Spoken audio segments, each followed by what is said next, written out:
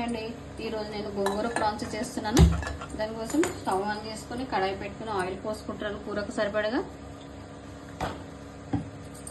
నేనైతే కూరకు సరిపడగా గోంగూర, ఇందులో ఆనియన్, 2 పచ్చిమిర్చి, ఉప్పు, కారం, పసుపు వేసుకొని ఉడకబెట్టేశాను. ఆయిల్ వేడైపోయింది, ఆనియన్ వేస్తున్నాను.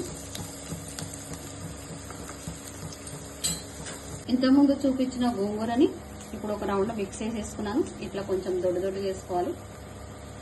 ఆనియన్ ఫ్రై అయిపోయి కొంచెం అల్లం వెల్లుల్లి పేస్ట్, కొంచెం పసుపు కూరకు సరిపడగా, కారం,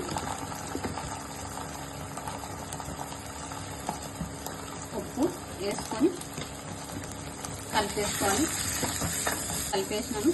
ఇప్పుడు ప్రాన్స్ వేసేసుకొని కలుపుకొని ఒక 5 మినిట్స్ మూత పెట్టేసుకుంటే సరిపోతుంది. ఆయిల్లో ఫ్రై అయింది. ఇప్పుడు గోంగూర వేసేసుకుని కొంచెం కలుపుకొని ఒక 10 మినిట్స్ పెట్టుకుంటే అయిపోతుంది. ప్రాన్స్ ఉడికిపోయింది. ఇట్లా ఆయిల్ తేలితే అయిపోయినట్టే కూర. ఇప్పుడు ఒక బౌల్ తీసుకొని సర్వ్ చేసుకుందాం. ఫైనల్గా గోంగూర ప్రాన్స్ రెడీ అయిపోయింది. దీని కాంబినేషన్ చపాతీలో కానీ అన్నంలో కానీ చాలా బాగుంటుందండి. నచ్చితే మీరు కూడా ట్రై చేయండి. నెక్స్ట్ వీడియోలో కలుద్దాం.